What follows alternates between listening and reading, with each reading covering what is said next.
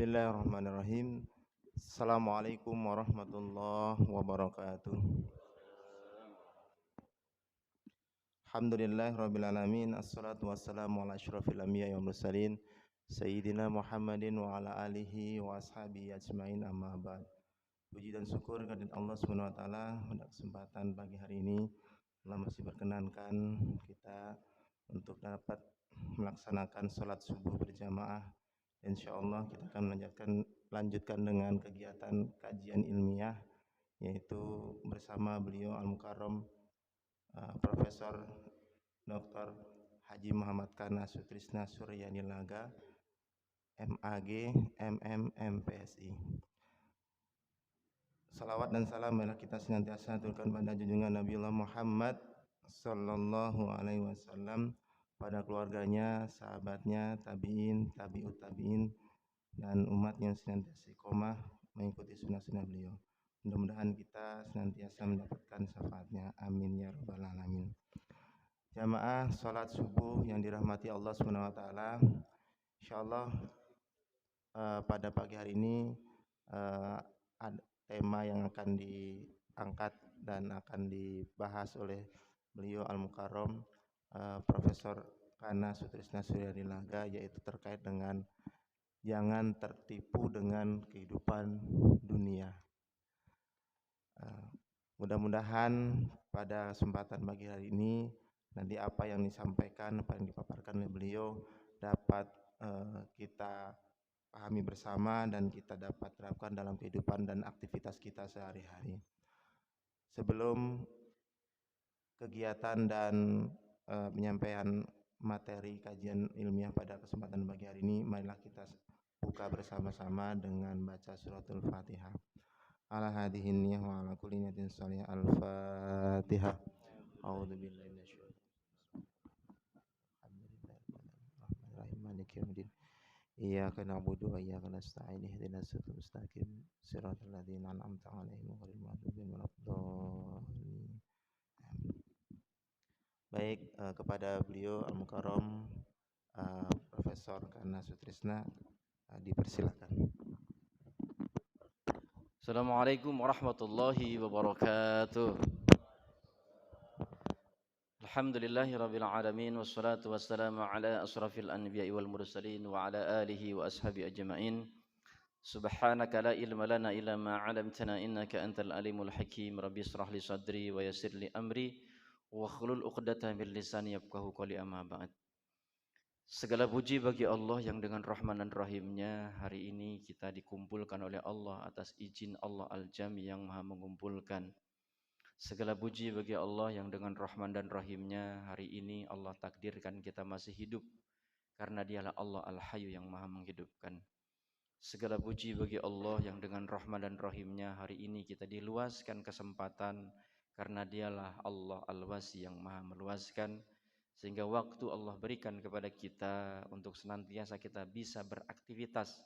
Dan betapa beruntungnya kita dikasih kesempatan oleh Allah, kita isi dengan aktivitas, menjalankan semua perintah-perintah Allah dengan semaksimal mungkin, dan menjauhi larangan-larangan Allah dengan sejauh-jauhnya. Wujud syukur kita senantiasa kita berterima kasih kepada manusia yang paling baik, yang telah mengajarkan umat manusia minad dzulumati ilan nur. Dialah Nabi besar Muhammad sallallahu alaihi wasallam. Ucapan terima kasih dengan kita senantiasa bersalawat sebagaimana yang Allah perintahkan. Innallaha wa malaikatahu yusholluna 'alan nabi. Maka mari kita bersalawat kepadanya dengan ucapan Allahumma shalli ala Muhammad wa ala ali Muhammad. Mudah-mudahan salawat ini tercurah pula kepada keluarganya, para sahabat, para tabi'in, para pengikut, dan mudah-mudahan cipratan rahmat itu pun tercurah kepada kita sebagai sebuah wujud rasa cintanya kita kepada Rasulullah, dan kita pun mudah-mudahan mendapatkan cintanya dari baginda Rasulullah Muhammad sallallahu alaihi wasallam. Wujud kecintaan kita dengan kita menjalankan semua ajaran-ajaran yang sampai kepada kita melalui para perantara, para pewarisnya, yaitu ulama, sesuai dengan kemampuan yang kita miliki. Yang saya hormati seluruh jajaran Masjid Al-Hikmah KPAD Cijantung 2, bil khusus ketuanya Bapak Dr. Imran Jaya, ada Ustadz Muhammad Rizak, dan juga para asatid yang lainnya, Mohon maaf tidak saya sebutkan satu persatu namun tidak merasa hormat dan takzim saya. Mudah-mudahan seluruh jamaah baik yang hadir di tempat ini ataupun yang menyimak melalui live streaming, mudah-mudahan Allah senantiasa jaga, Allah bimbing dalam frekuensi iman, Islam, ihsan secara kafah, dan Allah jauhkan dari berbagai macam godaan setan yang membuat diri kita tergelincir dari kehidupan jauh dari frekuensi Allah. Jamaah yang dimuliakan Allah Subhanahu wa taala, alhamdulillah pada pagi hari ini kita ditakdirkan oleh Allah bisa bermuajahah, karena tanpa takdirnya, tanpa izinnya kita tidak akan mungkin bisa bertemu. Kenapa? Karena sehebat apapun kita punya cita-cita, punya keinginan, punya rencana, kalau Allah tidak takdirkan maka tidak akan mungkin pernah terwujud. Karena tidak ada sesuatu yang terjadi di atas muka bumi ini kecuali atas takdir Allah Subhanahu wa taala. Jemaah yang dimuliakan Allah Subhanahu wa taala, tema kita pada pagi hari ini itu warning. Apa warningnya? Hati-hati dengan jebakan dunia. Kita saat ini hidup di dunia. Dunia ini sebetulnya sifat. Tempat yang kita tempati namanya ardun, ya, bumi. Bumi yang kita tempati ini memiliki sifatnya namanya dunia. Dan kita dilahirkan oleh Allah di atas muka bumi itu bukan tanpa tujuan, bukan tanpa maksud. Allah enggak iseng menciptakan manusia, tapi penuh dengan persiapan. Kalau manusia hidupnya iseng, itu Allah saja serius. Maka enggak tahu itu ngikutin siapa. Karenanya jamaah yang dimuliakan Allah Subhanahu wa taala, lahirnya kita di dunia ini tujuannya adalah wa ma khalaqtul jinna wal insa illa liya'budun. Allah ciptakan jin dan manusia kecuali hanya untuk beribadah kepada Allah Subhanahu wa taala. Terkait dengan ibadah tentu memang sangat beragam pemahaman. Akan tetapi para ulama mencoba untuk memberikan di bawah aja, memberikan kepada kita sebuah pemahaman agar kita mudah untuk menjalankannya. Karena ada ibadah yang sifatnya murni tanpa dicampurin, dan itu ada ibadah yang sifatnya keseharian yang memang juga itu diatur oleh ketentuan syariat. Ilmu fikih menyebutnya dengan ibadah mahdho, ibadah khusus. Ada juga ibadah ghair mahdho, ibadah dalam keseharian. Akan tetapi jamaah yang dimuliakan Allah Subhanahu wa taala, ibadah itu segala sesuatu yang kita lakukan, amaliyah yang kita lakukan yang mengikuti terhadap syariat yang Allah turunkan, itu namanya ibadah. Atau segala sesuatu yang kita lakukan mengatasnamakan Allah, itu namanya ibadah. Jadi memang sebaiknya nggak usah dipisah-pisah, tapi ulama memang untuk dipisahkan itu tujuannya untuk memudahkan. Sholat, ya ada syahadat, ada sholat, ada zakat, ada puasa, ada haji. Orang menyebutnya, para ulama tertentu menyebutnya ibadah mahdhoh, ada khusus.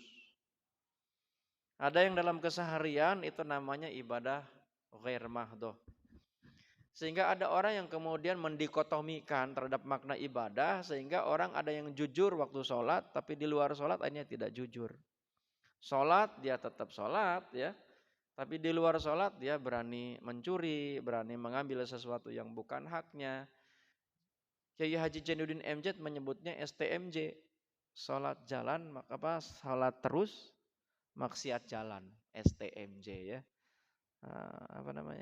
Sholat terus, maksiat jalan. Oh, singkatan begitu ya. Nah, sebab itulah jamaah yang dimuliakan Allah Subhanahu wa taala. Ini kan syariat yang Allah turunkan kepada umat manusia agar kita ini tetap berada pada frekuensi Allah. Kita ini di dunia saja dekat dengan sumbu kekuasaan merasa nyaman, merasa happy, merasa tenang. Itu kalau kita dekat dengan sumbu kekuasaan. Kita merasa tenang, kenapa? Karena kalau kita dekat dengan sumbu kekuasaan, kita dengan mudah mendapatkan posisi. Betul gak? Kita lupa bahwa Allah itu yang maha berkuasa. Harusnya ketika kita dekat dengan yang maha kuasa jauh lebih tenang. Maka saya 3 minggu yang lalu itu membimbing jamaah umroh. Saya menyampaikan tentang makna dari esensi dari setiap ibadah yang dilakukan khususnya umroh. Orang kenapa ketika bertawaf walaupun itu bergerak ya, itu merasa tenang, merasa happy. Bahkan ada orang yang kemudian tanpa sadar dia kemudian meneteskan air mata. Ternyata punya renung bahwa kenapa seseorang merasakan terhadap sesuatu frekuensi getaran yang begitu luar biasa, karena dia menganggap atau hatinya, batin dan pikirannya dia menganggap bahwa Allah jauh lebih dekat dengan orang yang sedang melakukan tawaf. Ya. Jauh lebih dekat. Kenapa? Karena di situ Baitullah, di situ ada Ka'bah yang disimbolkan oleh ajaran Islam sebagai Baitullah, rumahnya Allah, dekat dengan Allah.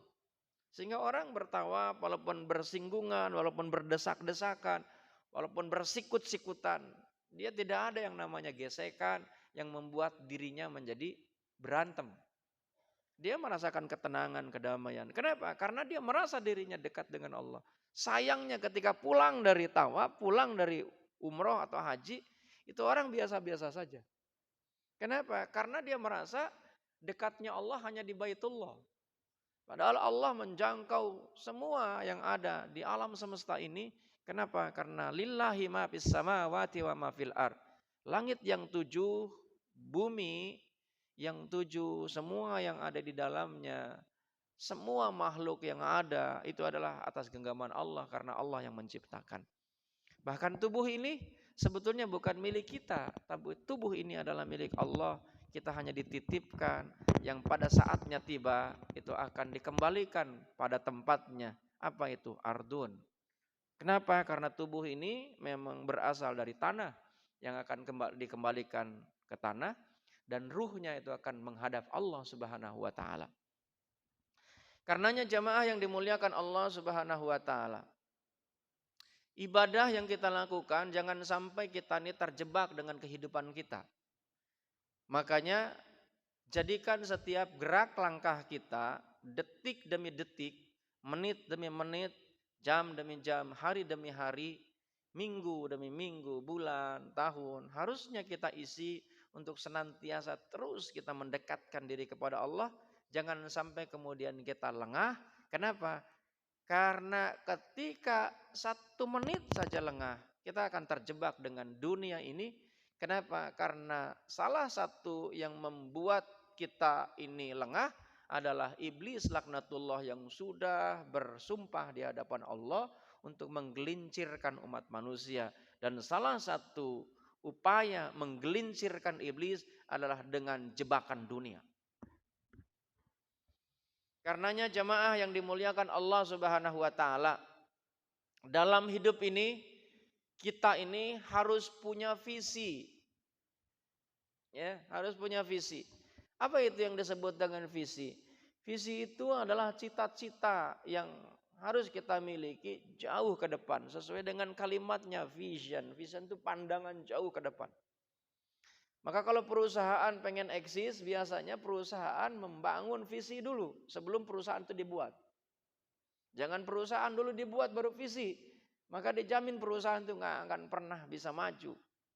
Kenapa? Harus punya cita-cita dulu, baru cita-cita itu akan diwujudkan. Dan supaya visi itu bisa terwujud, maka itu harus punya misi. Dalam kehidupan pun sama. Kita dalam kehidupan ini punya visi, harus punya cita-cita. Dan cita-cita nggak boleh kecil, harus besar. Cita-cita nggak boleh pendek, harus tinggi. Cita-cita nggak boleh dekat, harus jauh. Itulah yang namanya cita-cita. Maka Soekarno pernah bilang, gantungkanlah cita-citamu setinggi langit. Ketika engkau tidak sampai langit, maka karena cita-citanya setinggi langit, ketika engkau jatuh, maka engkau akan jatuh di antara bintang-bintang. Oh, canggih banget itu kalimatnya. Itu kan Soekarno ya bilang. Karenanya jamaah yang dimuliakan Allah Subhanahu wa taala, Sama dalam ajaran Islam pun. Kita ini bercita-cita, Rabbana atina fid dunya hasanah wa fil akhirati hasanah wa qina adzabannar. Itu namanya visi yang harus kita bangun. Visi kita apa? Husnul khotimah. Visi kita apa? Berjumpa dengan Allah. Visi kita apa? Masuk ke dalam surga. Itu namanya visi. Tapi itu tidak akan pernah bisa terwujud kalau visi-visi itu tidak kita isi, tidak kita kuatkan dengan misi. Dan sebelum masuk ke misi ini, jemaah yang dimuliakan Allah Subhanahu wa taala, saya pernah mempelajari tentang ilmu bagaimana agar kita ini mampu mencoba mewujudkan terhadap visi dari setiap apa yang kita ingin wujudkan. Maka kemudian untuk memudahkannya visi ini dibagi menjadi 3. Ada visi jangka pendek namanya short term vision. Ya. Jangka pendek. Kapan itu? Saat ini dan di sini. Jadi kalau Anda saat ini di sini sudah enggak bisa punya visi, apa yang dilakukan saat ini di sini? Ya sudah. Anda enggak akan mungkin bisa masuk kepada visi yang kedua yang disebut dengan mid-term vision atau visi jangka menengah. Apa itu? Di dunia ini. Kita di dunia ini enggak punya yang namanya cita-cita. Ya sudah, kita hidupnya ibarat angin. Ibarat kapas yang ditiup oleh angin. Mengikuti alur angin kemana saja yang meniup. Kita ini bukan makhluk apapun, tapi makhluk yang dipilih oleh Allah. Ya, yang dipilih oleh Allah.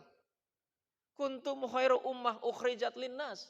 Tadi disampaikan oleh imam itu membaca ayat Al-Quran di rakaat pertama. Ya. Jadi jemaah yang dimuliakan Allah Subhanahu wa taala. Di dunia ini kita ini harus betul-betul mampu menjadikan bahwa apa yang kita jalani ini harus mampu menjangkau visi jangka panjang. Itulah yang disebut dengan long term vision. Dan kalau Anda punya visi hanya sekedar jangka pendek saat ini, maka mid term vision, long term vision itu tidak akan pernah bisa terlewati. Tapi ketika Anda memiliki yang namanya visinya jauh ke depan, yaitu long term vision, yaitu akhirat, maka dunia pasti akan didapat. Karenanya jamaah yang dimuliakan Allah Subhanahu wa taala, jangan terjebak dengan dunia ini. Dunia hanya fasilitas yang diberikan oleh Allah. Karena ternyata orang-orang yang cerdas adalah orang-orang yang menyiapkan kehidupan yang saat ini sedang dijalani untuk hari esok. Makanya ayatnya, ya ayyuhalladzina amanu taqullah wal tangdur nafsu ma qadamat lighad. Ini orang-orang yang bertakwa yang diseru. Ya ayyuhalladzina amanu. Satu yang orang beriman. Kemudian yang kedua adalah ittaqullah. Orang yang bertakwa. Apa yang diperintahkan? Wal tangdur nafsu ma qadamat lighad. Ini adalah long term vision. Ya. Maka kalau kemudian Anda adik-adik yang menghafal Al-Quran hanya sekedar saat ini, maka akhirat tidak akan didapat. Hanya sekedar hafal. Nah untuk apa hafal? Orang-orang kemudian berceramah, berdakwah, melakukan sebuah kegiatan dakwah, sampai meninggalkan keluarga jauh untuk melakukan sebuah aktivitas dakwah. Untuk apa? Harus ditanya dulu. Kita renungkan di dalam batin kita. Apakah itu ada tujuan akhirat atau hanya untuk saat ini saja? Adakah tujuan untuk akhirat atau jangan-jangan hanya dunia saja? Karena banyak kemudian orang yang terjebak. Ibu-ibu yang punya keluarga, punya anak, suami yang punya istri.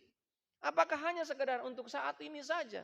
Hanya untuk di dunia saja. Orang-orang yang cerdas adalah orang-orang yang memikirkan tentang apa yang akan dia persiapkan untuk hari esok. Karenanya supaya hari esok ini betul-betul sesuai dengan apa yang dicita-citakannya, Imam Al-Ghazali dalam kitabnya Al-Ihya Ulumuddin menyampaikan, ad-dunya majra'atul akhirah dunia ini harusnya dijadikan sebagai ladangnya untuk menuju negeri akhirat. Karenanya jamaah yang dimuliakan Allah Subhanahu wa taala, jangan pernah terlena dengan dunia. Jangan pernah kita kemudian merasa bangga dengan dunia. Karena dunia ini sifatnya semu, sifatnya fana. Allah menyampaikan kullu man 'alaiha fan wa yabqa wajhu rabbika dzul jalali wal ikram. Yang tetap kekal abadi itu hanya Allah. Tidak ada yang abadi, semuanya fana. Karenanya jamaah yang dimuliakan Allah Subhanahu wa taala, dunia karena ini sifat, maka para ulama mencoba untuk memberikan pemahaman kepada kita dari sisi terjemah saja, dari sisi makna yang terkandung dari kalimatnya saja secara lughawi, secara bahasa. Dunia ini ada orang yang menerjemahkan berasal dari kata danu, artinya adalah singkat, sesaat, dekat. Jadi dunia ini nggak ada yang lama. Kalau kita merenung, coba kita tanya pada diri kita. Kayaknya kita baru kemarin lulus SD. Betul gak? Kayaknya kemarin saya baru nikah, sekarang kok sudah punya cucu. Baru kemarin saya kayaknya kumpul-kumpul sama teman-teman. Sekarang begitu reunian sudah pada putih rambutnya. Betul gak? Nggak terasa itu. Kenapa? Karena hidup ini hanya sesaat, singkat. Itulah hidup di bumi ini yang kita injak. Jadi jemaah yang dimuliakan Allah Subhanahu wa taala. Jadi kalau hari ini sedang kita alami yang namanya sesuatu yang dianggap oleh kita sesuatu yang tidak menyenangkan, pikirkan saja bahwa itu hanya sesaat. Ya. Kalau saat ini kita sedang sakit, pikirkan saja itu hanya sesaat. Nggak akan lama. Tidak ada yang lama di dunia ini. Nah sebab itulah jamaah yang dimuliakan Allah Subhanahu wa taala. Akan tetapi iblis laknatullah, setan laknatullah itu ngiming-ngimingin. Dia bilang akhirat itu enggak ada. Jangankan akhirat, alam kubur itu bohong. Kenapa? Secara logika enggak bisa dibuktikan secara ilmiah. Maka kemudian jebakannya melalui pendekatan logika. Ya enggak bisa karena itu wilayahnya wilayah iman. Wilayahnya adalah wilayah takwa kepada Allah Subhanahu wa taala. Enggak bisa dibuktikan secara keilmuan. Jadi jamaah yang dimuliakan Allah Subhanahu wa taala. Maka kemudian jebakan iblis itu yang tertuang di dalam Al-Qur'an surat Al-A'raf ayat ke-17 itu sangat gamblang iblis menyampaikan statement iblis di hadapan Allah Subhanahu wa taala yang kemudian Allah rekam, yang kemudian Allah abadikan untuk menjadi sebuah edukasi bagi kita, untuk menjadi sebuah ibrah bagi kita, untuk menjadi sebuah pembelajaran bagi kita agar kita jangan sampai terjebak dengan godaan iblis yang salah satunya adalah dengan melalui pendekatan dunia. Apa yang disampaikan oleh iblis? Tsumma la'atiyannahum min baini aydihim wa min khalfihim wa an aymanihim wa an sama'ilihim wa la tajidu aktsarahum syakirin. Maka tidak ada manusia kecuali hanya sedikit orang-orang yang senantiasa dekat dengan Allah. Kenapa? Karena dia terjebak. Oleh apa? Dia dianggap akhirat nggak ada. Ya. Tsumma la'atiyannahum min baini aydihim. Dia datang tuh godaan iblis itu dari depan, belakang, kanan, kiri. Depan maksudnya para ahli tafsir menjelaskan bahwa nggak ada tuh yang namanya kehidupan akhirat itu. Yang ada dunia saja. Makanya ngapain kita mikirin akhirat? Sudah mikirin dunia saja. Oh iya, kalau kemudian kita coba cerdas, iya kita harus pikirkan dunia ini. Tapi yang kita pikirkan apakah dunia ini kelak bisa dibawa sampai akhirat atau hanya dunia saja. Jangan sampai kemudian kita bahu-membahu belajar ini, belajar itu, kuasain ini, kuasain itu. Kemudian hanya ditinggalkan, tidak ada jejak sedikit pun. Tidak ada legacy yang kita banggakan. Yang kemudian kita bawa dalam kehidupan di akhirat nanti. Karenanya jamaah yang dimuliakan Allah Subhanahu wa taala, iblis itu iming-imingnya begitu. Sampai kemudian bapak manusia pun, Nabi Adam alaihissalam pun terjebak dengan itu semuanya. Itu iblis. Ya. Kemudian iblis mendatangi kita dari belakang. Dibuatnya semu urusan agama.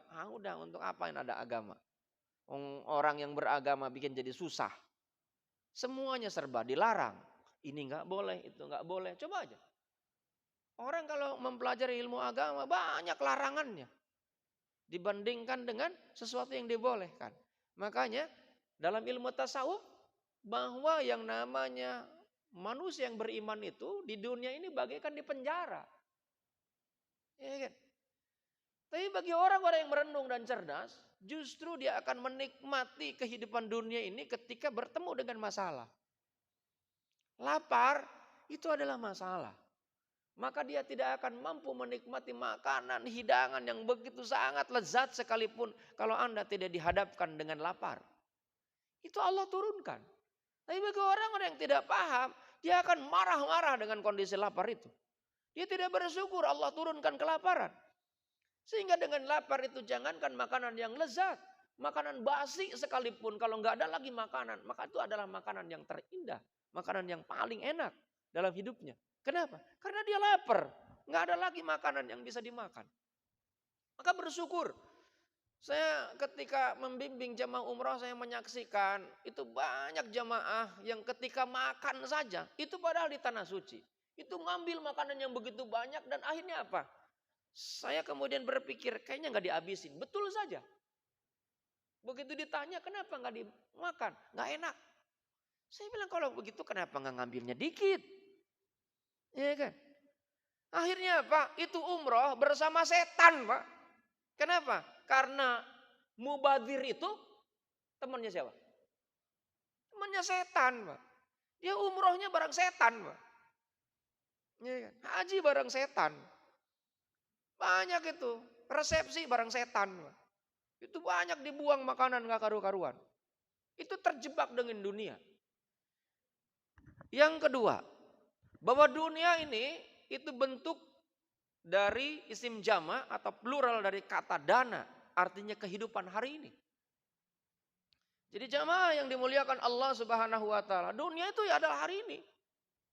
Kenapa? Makanya yang namanya hidup ini. Seorang motivator menyampaikan hidup itu bukan masa lalu. Karena masa lalu itu sejarah, kisah yang gak akan mungkin diputar ulang.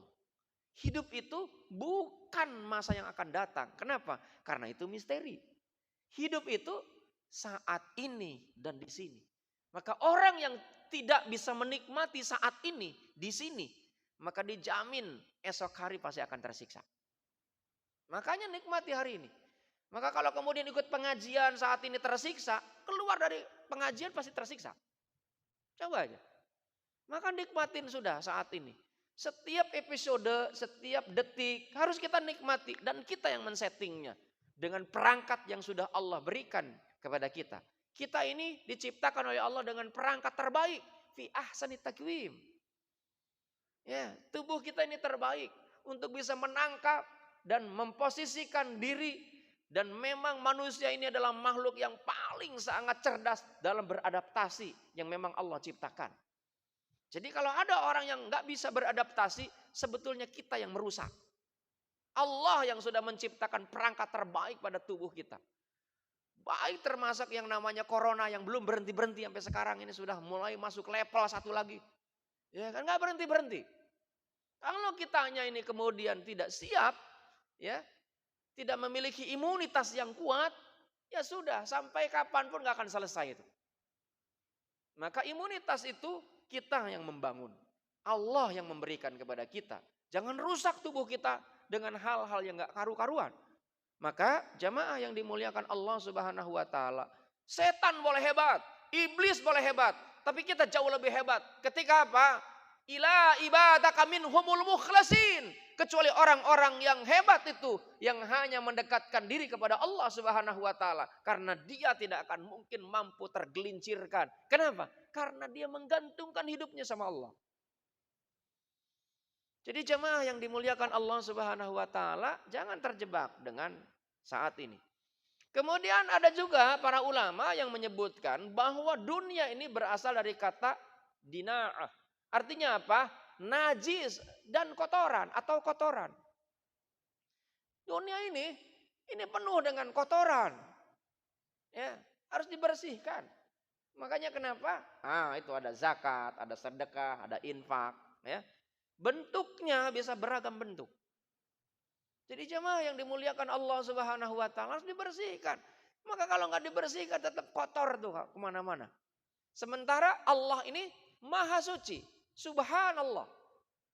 Maka Allah tidak bisa didekati oleh orang-orang yang kotor. Makanya lihat di dalam ayat Al-Quran. Innallaha yuhibut tawabina wa yuhibbul mutatahhirin.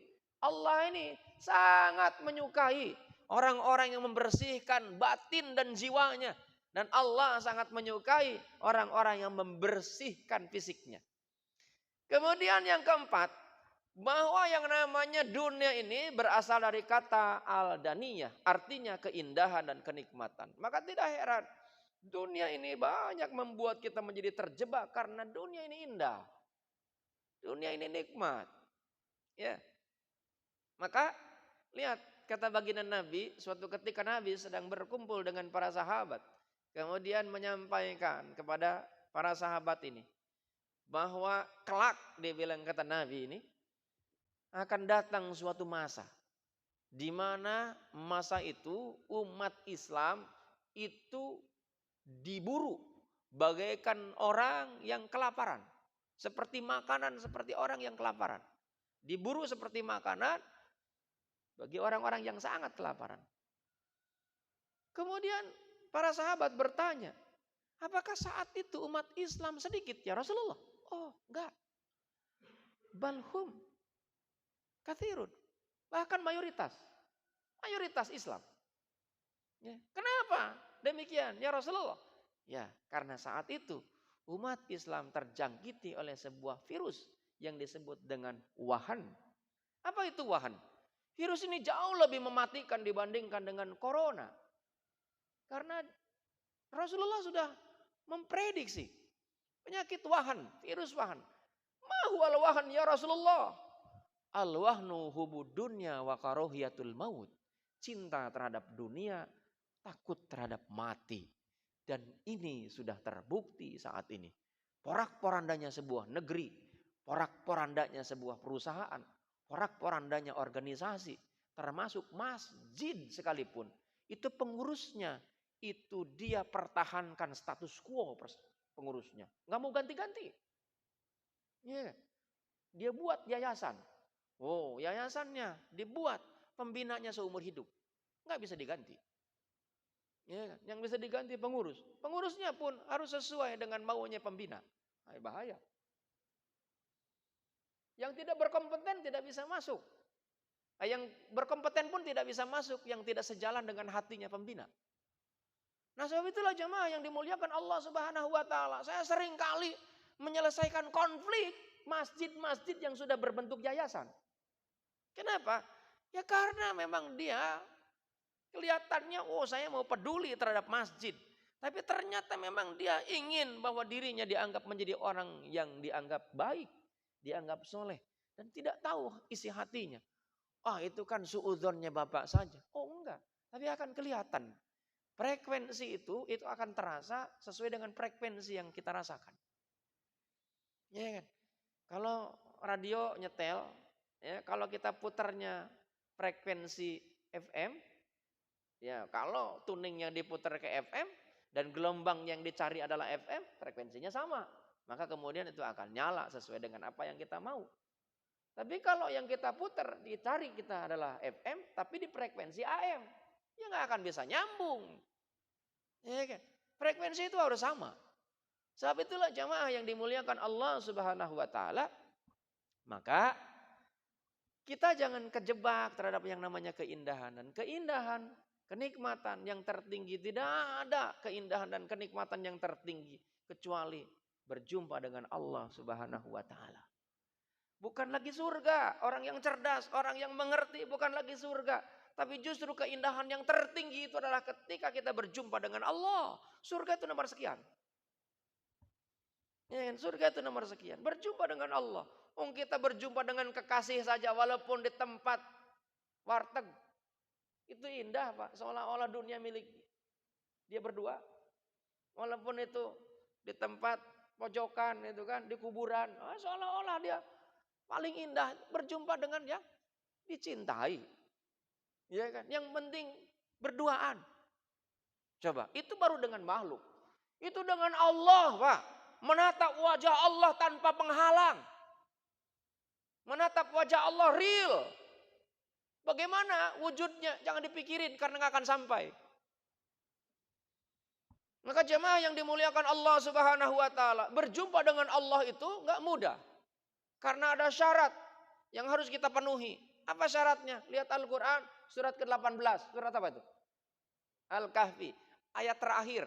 Seberapa? Ayat apa terakhir? 110. Apa bunyinya? Nah, ini yang hafid. Bunyinya apa? Yang terakhir.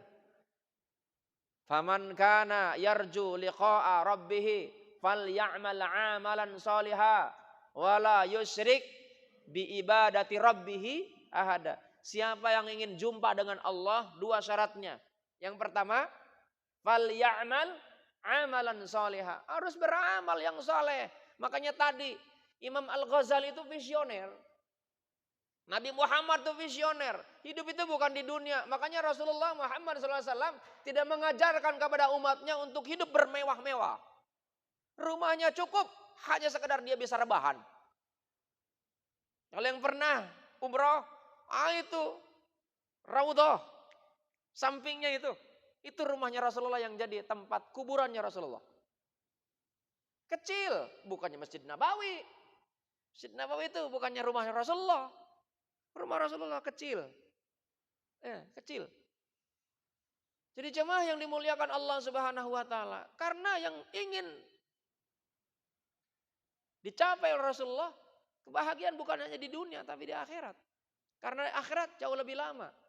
Jadi kalau ada orang yang kemudian memupuk-mupuk harta, menumpuk-numpuk keindahan di atas muka bumi, bukan berarti nggak boleh, tapi itu letakkan di fisik, bukan di hati. Kita punya mobil yang limited edition nggak apa-apa. Yang penting jangan disimpan di hati. Karena kalau itu kegores dikit aja pasti sakit hati. Betul gak? Iya, pasti sakit hati. Disimpan di hati. Punya sendal bagus. Keinjak sama orang. Yang sakit bukan kakinya, tapi hatinya. Karena disimpan di hati. Nggak ditempatkan, itu zalim namanya. Ya kan? Punya baju bukan dipakai di tubuh. Malah dipakai di hati. Ya, kecorek dikit, kesenggol dikit, rusak. Pakai mukena, dipakai setahun sekali, itu pun Idul Fitri. Sama anaknya ketumpahan sayuran. Pasti dia marahin tuh anak itu. Kenapa? Ini mukena kesayangan ibu. Iya kan? Coba. Kenapa? Dipakainya di hati. Itu anaknya digamplengin itu. Iya kan? Nah, sebab itulah jamaah yang dimuliakan Allah Subhanahu wa taala. Maka jangan pernah terjebak dengan dunia ini. Kenapa? Karena dunia ini sifatnya sementara. Kata Allah dalam Al-Quran surat ke-40. Surat Ghafir ayat ke-39 Allah menyampaikan. Ya qaumi innama hadhil hayatud dunya mata' wa innal akhirata hiya darul qarar. Kata Allah dalam Al-Quran, wahai kaumku, sesungguhnya kehidupan dunia itu hanyalah kesenangan sementara. Tadi kan kesenangan, keindahan kan. Dan sesungguhnya akhirat itulah negeri yang kekal. Maka kalau kita mau memikirkan dunia, sudahkah dunia yang kita jalani ini di atas muka bumi ini sudah untuk bernuansa akhiratkah? Atau hanya sekadar untuk saat ini? Maka kalau kita hanya sekadar untuk saat ini, maka dijamin kita hidup akan sengsara. Ya. Karenanya jamaah yang dimuliakan Allah Subhanahu wa taala, hati-hati dengan dunia. Ya, hati-hati dengan dunia. Kenapa? Karena Allah menyampaikan warning kepada kita. Apa warningnya? Ini ayat Al-Quran. Kata Allah, ketahuilah sesungguhnya kehidupan dunia ini hanyalah permainan. Yang namanya permainan. Kadang ada yang kalah, ada yang menang. Ya, main-main berarti nggak serius. Jangan main-main tuh, berarti nggak serius kan? Betul gak? Iya, permainan, senda gurau, tempat bercanda. Ya, tempat bercanda. Berarti nggak serius juga itu. Kemudian apa? Perhiasan. Oh, maka banyak orang yang kemudian terjebak dengan perhiasan. Kemudian apa? Saling berbangga-bangga di antara kamu. Serta berlomba dalam kekayaan dan anak keturunan. Nah, ini lihat. Allah kasih kepada kita sebuah ilustrasi. Sebelumnya Allah kasih tahu tuh bahwa dunia ini adalah permainan. Dunia ini adalah senda gurau. Dunia ini adalah perhiasan. Saling berbangga di antara kamu. Oh, saya punya ini, saya punya ini, saya punya itu, saya punya segala macam. Bangga kita berpakaian yang paling bagus. Oh, jalannya seolah-olah kita paling pede. Ya kan? Sementara yang lain pakaiannya lusuh. Oh, dia dipinggirkan, disisihkan. Merasa bangga punya mobil limited edition. Negur saja dengan tetangga, dengan kawan aja kagak. Nah, gitu. Karena merasa bangga. Hati-hati itu. Nah, kemudian kata Allah, dunia ini seperti hujan yang tanam-tanamannya mengagumkan para petani. Kemudian tanaman itu menjadi kering. Dan kamu lihat warnanya kuning. Kemudian menjadi hancur. Dan di akhirat nanti ada azab yang keras. Dan ampunan dari Allah serta keridhoannya. Dan kehidupan dunia tidak lain hanyalah kesenangan yang palsu. Wa mal hayatud dunya ila mata'ul gurur. Kesenangan yang hoak. Ya, hati-hati.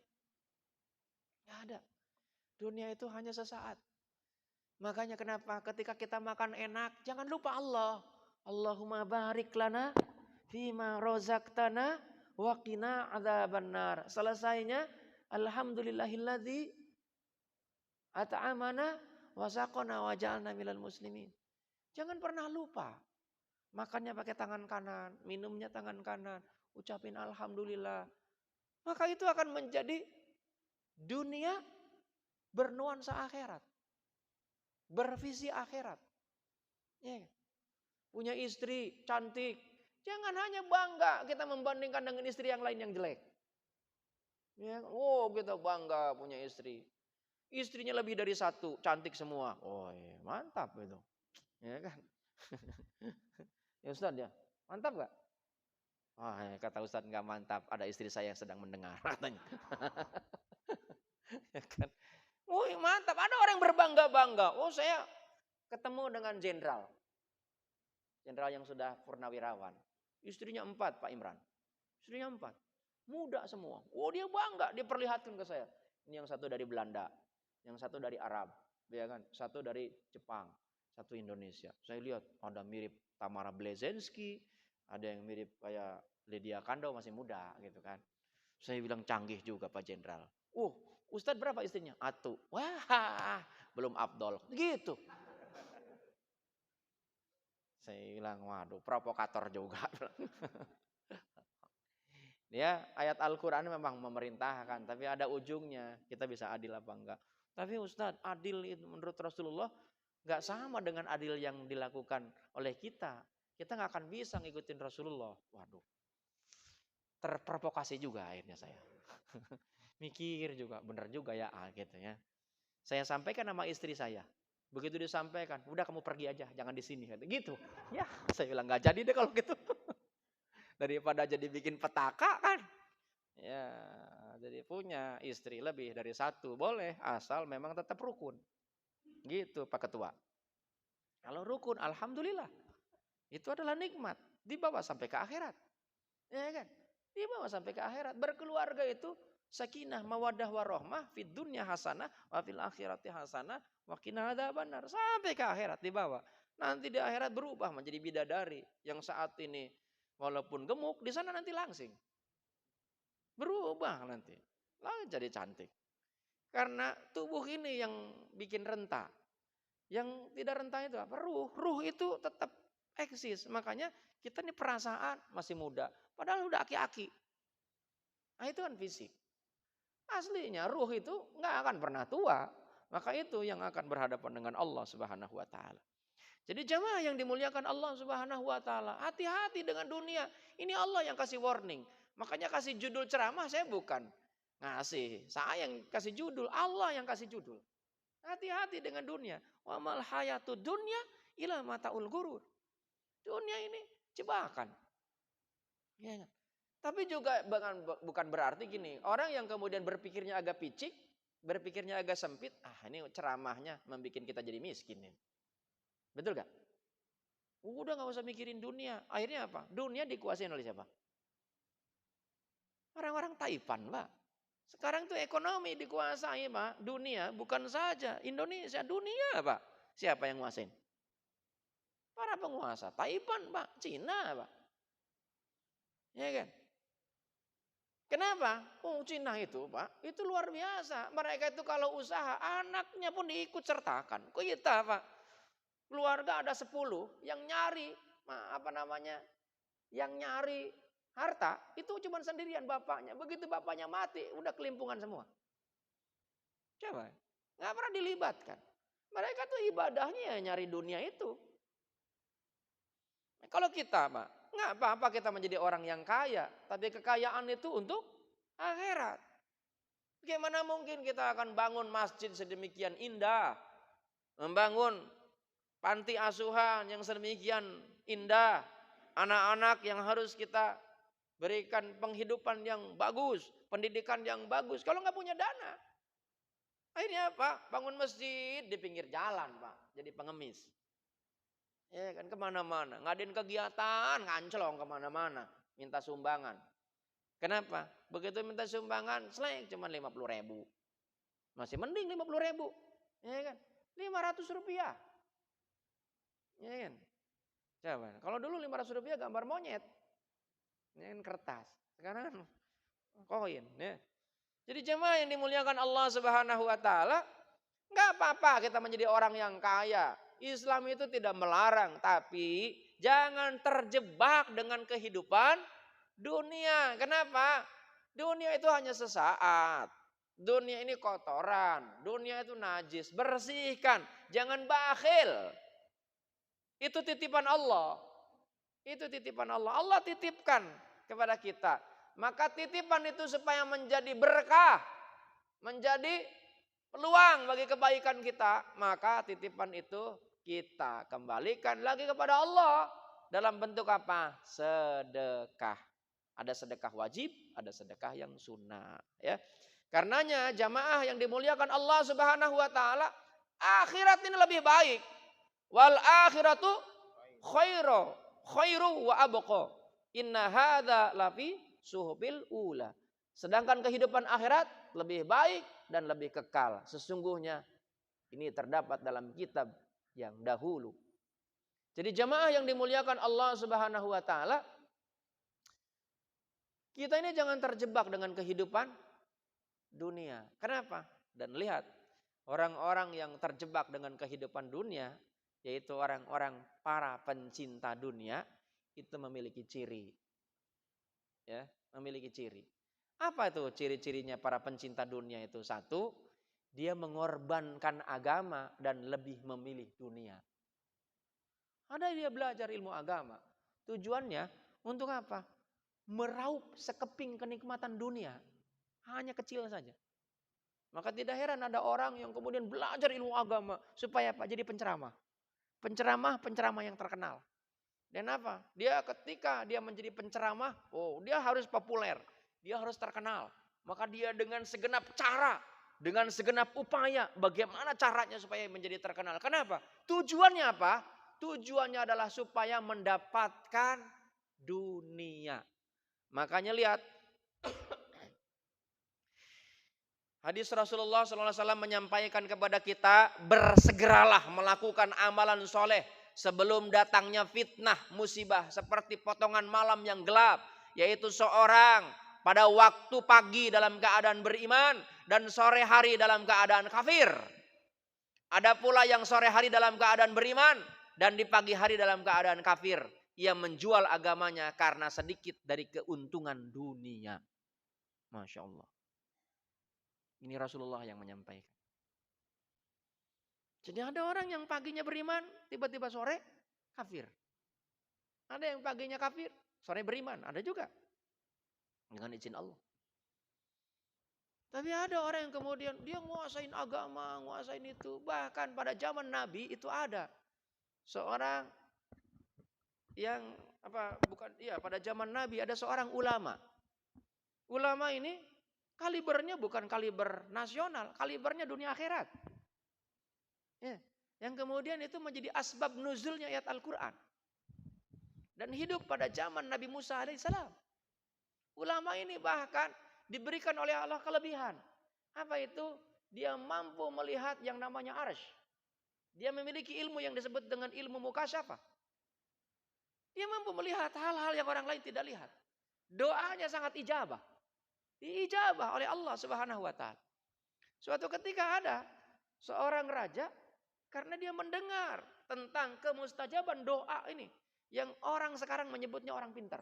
Oh, gitu. Makanya tidak heran sekarang ini banyak pengen naik jabatan datang ke orang pintar. Mau politik, wah banyak didatangin tuh kiai, Habib didatangin ya, supaya apa? Menang itu dalam pilkadanya. Walaupun pilkadanya penuh dengan pilkadal, Pak. Ya, banyak dikadalin. Datangin tuh Habib, datangin tuh guru, datangin kiai, apalagi yang banyak jamaahnya. Ya, ya. Untuk apa? Minta restu. Pak Ustadz tolong doain. Oh, akhirnya Pak Ustadznya senang juga. Dikasih upeti. Ya. Nah seorang ulama ini didatangin tuh oleh pesuruhnya raja. Awalnya ditolak. Kenapa? Karena ulama ini memang ulamanya Nabi Musa alaihissalam. Siapakah ulama itu namanya? Bal'an bin Bauro. Tapi ingat dalam sejarah itu diabadikan oleh Allah. Bal'an bin Bauro itu hidup akhirnya. Ya, akhir kehidupannya su'ul khotimah. Na'udzubillahi min dzalik. Padahal dia ulama yang memang tidak ada tandingannya sampai saat ini. Diabadikan oleh Allah dalam Al-Quran surat Al-A'raf ayat 175. Itu yang menjadi asbab nuzulnya ayat Al-Quran. Jadi jemaah yang dimuliakan Allah Subhanahu wa taala, Bal'an ini kemudian dibujuk oleh para pesuruh raja. Namanya Raja Fir'aun. Ya, karena hidup pada zaman Nabi Musa alaihissalam. Makanya ini menjadi ulamanya Fir'aun kelak. Padahal dulunya adalah muridnya langsung Rasulullah Musa alaihissalam. Ya, ya. Ternyata melalui dirinya nggak bisa, dia dekati istrinya. Itu kan istrinya apa? Dia kasih itu tanah sekian ratus hektar, kekayaan sekian miliar, ya kan? Segala macam dikasih. Istrinya rayu suaminya, Pak. Udah, Papa kan sebagai hakim agung, ya kan? Oh, ya kan? Udah, dengan hanya satu palu aja udah miliaran, ya kan? Akhirnya ditangkap KPK itu hakimnya. Karena mungkin bisa jadi karena dikilik-kilik sama istrinya. Jadi hati-hati, Bu. Kalau punya kemauan tuh jangan godain suaminya. Ya kan? Wah, Papa kerja di perusahaan, masa di sono aja suaminya yang kerjanya biasa saja, kulkasnya 6 pintu, kita cuma 1 pintu. Nah, gitu kan. Hati-hati itu. Oh, di sana aja suaminya kerjanya biasa-biasa saja, mobilnya itu 6 pintu, masa kita cuma 1 pintu, itu pun susah ditutupnya. Ya kan? Jadi jemaah yang dimuliakan Allah Subhanahu wa taala, jebakan istri itu luar biasa dan betul-betul berhasil itu. Dan akhirnya apa? Udah, Papa kan cuma hanya sekedar ngangkat tangan doang berdoa sama Allah. Itu supaya Nabi Musa itu enggak sampai dakwahnya ke Firaun. Dan memang dalam sejarah Nabi Musa dibikin linglung, Pak. Itu gara-gara doanya Bal'an. Ya. Tapi Allah Maha tahu, Pak. Nabi Musa kan Rasulullah. Dia tahu, oh ini doanya Bal'an ini. Akhirnya karena Bal'an seperti itu dicabut oleh Allah, Pak. Itu kenapa? Di dalam Al-Quran itu karena kena bujuk rayu setan. Apa bujuk rayunya? Melalui dunia.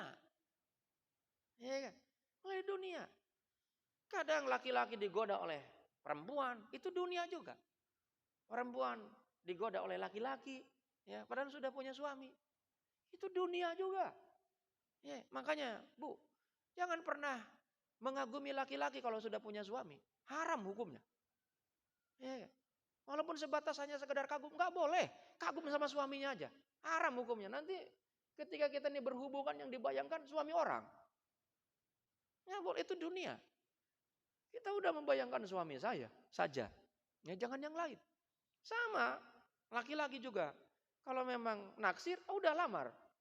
Ya kalau berani. Ya kan? Kalau nggak berani jangan. Istighfar aja udah. Nah, istighfar aja minta ampun sama Allah. Mudah-mudahan dijauhkan dari godaan setan. Ya, kalau berani ya nggak apa-apa silakan. Tapi sampaikan kepada istrinya. Walaupun nggak ada ketentuan tidak minta izin. Karena laki-laki itu nggak akan dimintai pertanggungjawaban terhadap kesetiaan. Di hadapan Allah nggak ada. Laki-laki itu nggak ada diminta untuk setia di hadapan Allah. Yang ada dimintai pertanggungjawaban. Dia kenapa? Seluruh keluarganya, anak, istrinya tanggung jawab di suaminya. Itu yang dimintai. Jadi kalau laki-laki nggak setia, memang itu tabiatnya. Ya, tabiatnya laki-laki itu nggak setia. Ya, benar ya gitu. Setiap tikungan ada katanya Ustaz. Bu jangan marah, memang begitu Bu. Ya. Jadi jemaah yang dimuliakan Allah Subhanahu wa taala, ini jangan sampai kita ini kemudian terjebak oleh dunia. Dan orang yang cinta dunia itu cirinya itu agama dia korbankan. Dia nggak peduli. Bahkan sholat asar dilakukan di maghrib. Sholat maghrib dilakukan di isya. Masih mending. Ada sholat maghrib dilakukan di subuh. Berarti kelewat itu. Sholat subuh dilakukan di zuhur. Kagak sholat berarti itu. Ya kan? Saya kemarin ngajak anak-anak ke Mall Ayon kan. Makan gitu, sekedar makan doang. Sebelum ini kan karena jalan habis maghrib. Supaya tetap sholat. Saya kemudian ajak sholat dulu. Supaya tetap berjamaah. Begitu berjamaah kan masih ada 5 menit. Ya, 3 menit lah. 3 menit. Begitu ada orang tergopoh-gopoh gitu.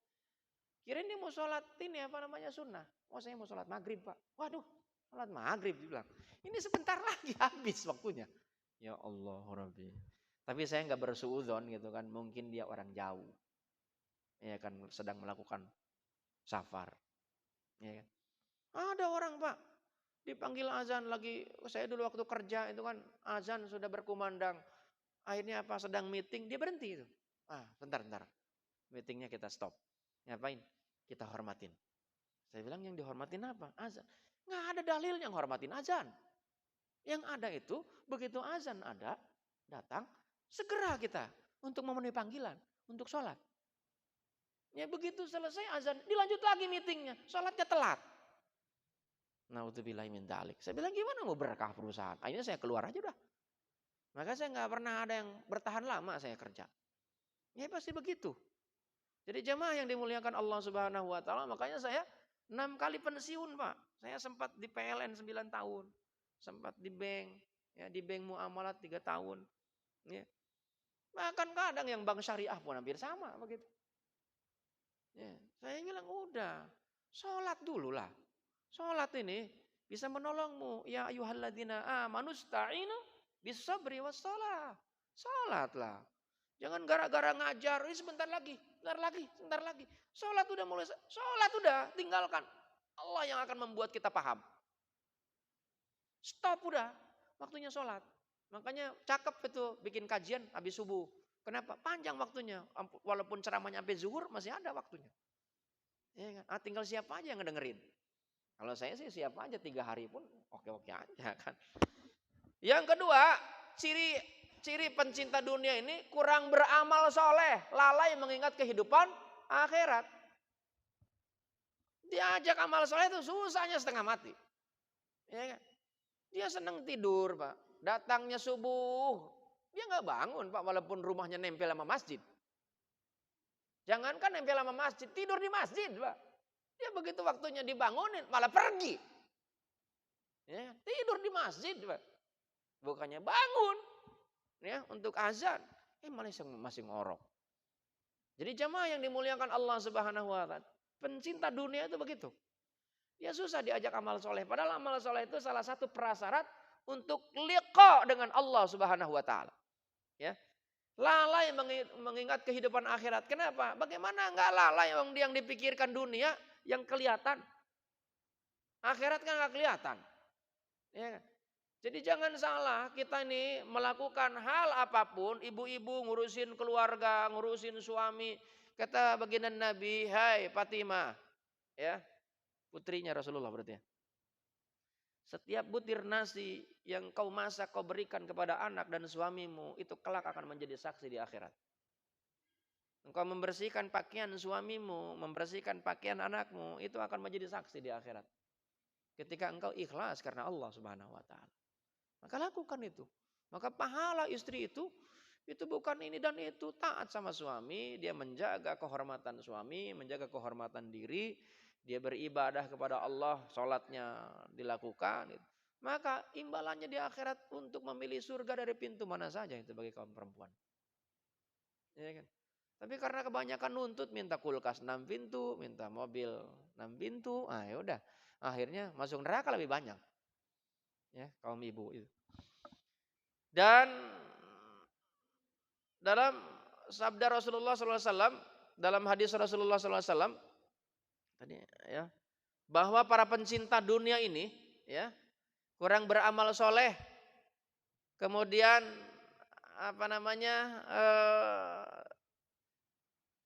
jarang mengingat atau lalai mengingat kehidupan dunia. Di dalam Al-Quran Allah menyampaikan kutilal harasun alladzina hum fi ghamratin sahun. Terkutuklah orang yang banyak berdusta, yaitu orang-orang yang terbenam dalam kebodohan yang lalai. Yang dimaksud dengan hum fi ghamrah itu adalah mereka buta dan jahil akan perkara akhirat.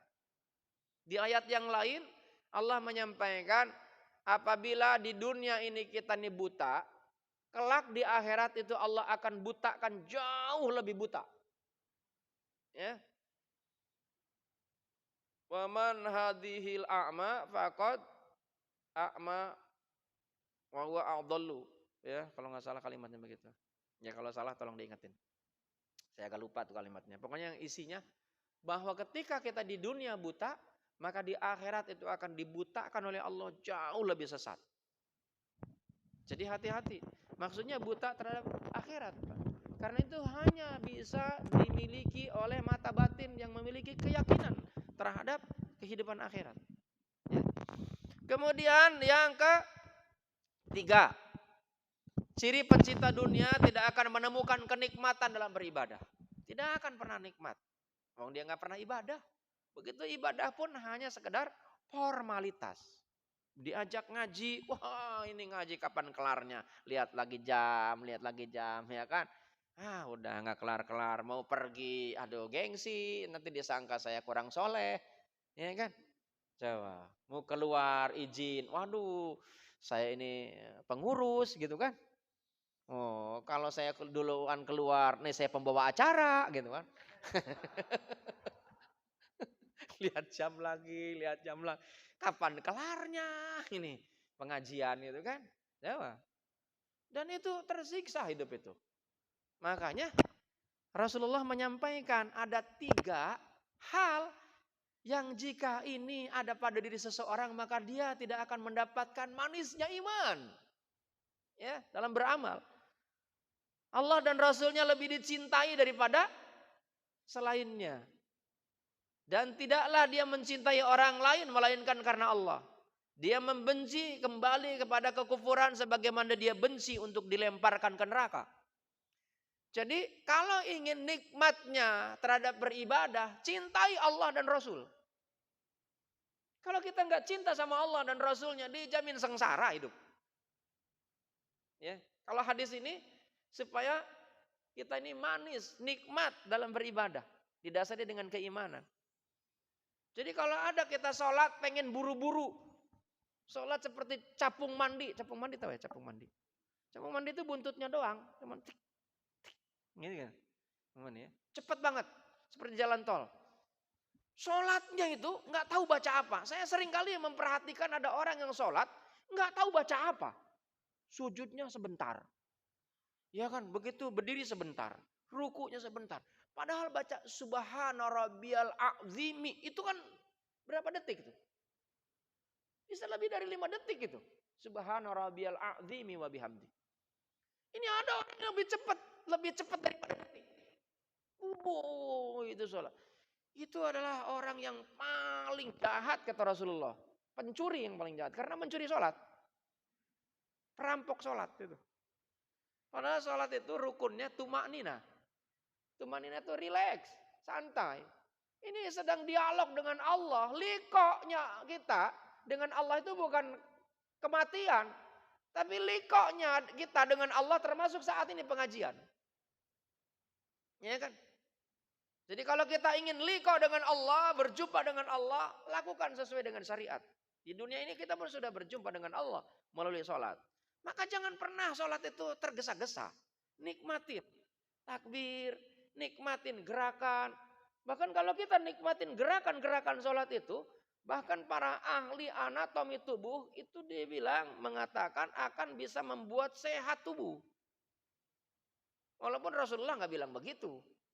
Tapi ada Pak, bonusnya yang diberikan oleh orang-orang yang memang melakukan ibadah itu dengan betul-betul tumaknina. Maka kalau ingin nikmat dalam beribadah, maka itu Allah dan Rasulnya lebih dicintai daripada selainnya, termasuk dirinya. Kan cinta. Bahkan dalam hadis Rasulullah, siapa yang menghidupkan sunnahku, maka dia termasuk orang yang mencintaiku.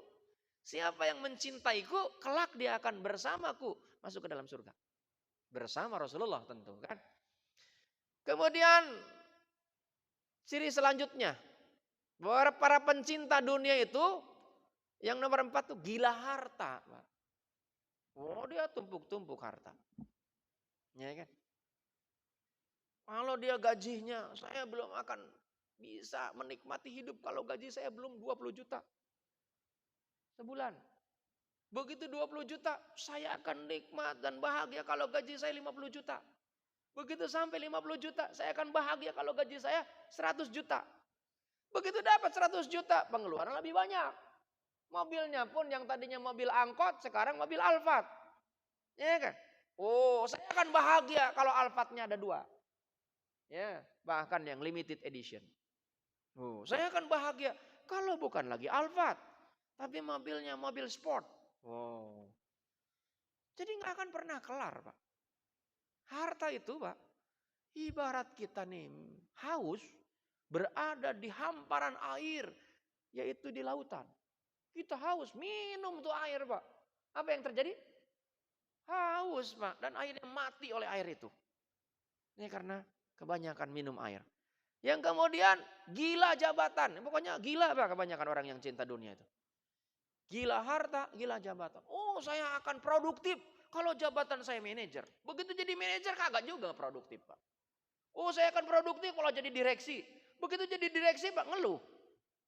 Waduh, saya pusing jadi direksi. Saya kalau bisa, saya mau berhenti saja. Tapi begitu diberhentikan, dia ngadu, Pak, demo. Ya kan? Saya kan sering memberikan program pengembangan SDM di perusahaan-perusahaan. Bukan saja level karyawan, tapi eksekutif, Pak. Akhirnya dia ngeluh, Pak. Waduh, perusahaan begini. Saya bilang udah mundur aja kalau gitu. Aduh, terus gimana kalau mundur anak-anak? Ya udah jangan ngeluh kalau gitu. Nikmatin, ya kan. Kemudian apa lagi? Gila kehormatan. Senangnya kehormatan, Pak. Tadi kan di awal, orang yang cinta dunia ini, agamanya pun dia jual untuk dunia. Dia belajar ilmu agama. Tapi untuk apa? Popularitas. Supaya apa? Supaya tenar. Ya. Bukan berarti ulama-ulama yang tenar itu, dia gila kehormatan. Wallahu alam. Dia yang lebih tahu. Allah lebih tahu. Malaikat yang lebih tahu. Jadi jamaah yang dimuliakan Allah Subhanahu wa ta'ala, maka itu tergantung dari niat. Tergantung dari hati. Tergantung dari apa yang dia miliki dalam perasaannya. Dalam pikirannya. Maka jamaah yang dimuliakan Allah Subhanahu wa ta'ala, maka tidak heran Pak, ada orang yang menjual agama demi hanya sekeping dunia. Dia belajar ilmu agama untuk menjadi penceramah, untuk menjadi guru. Wah, ketika dia ada yang orang ngundang ceramah, kamu mau wanipiro. Iya kan? Mau dia bandingkan, di sana bayar sekian. Di sini masa cuma bayar sekian. Kalau ceramah itu nyindirnya tentang amplop mulu. Ada nggak kayak gitu? Amplop, pulang disindir gitu. Nggak dipikir, nggak diomongin juga. Itu panitia udah mikirin, Pak. Kirin itu oleh Allah ditakdirkan, lupa itu panitianya ngasih. Kagak datang lagi, Pak, dijamin. Ya udah nggak datang lagi. Ya. Jadi jemaah yang dimuliakan Allah Subhanahu wa ta'ala, maka sudah, kalau orang yang cerdas pikirkan tentang akhirat. Dunia itu Allah sudah jamin kok. Ya, nggak usah takut. Kemudian yang ke-7, gila ketenaran. ya, udah kehormatan, ketenaran, popularitas. Kemudian hidup bermewah-mewah. Jemaah yang dimuliakan Allah Subhanahu wa taala. Allah menyampaikan di dalam Al-Qur'an, Pak. Apa yang disampaikan?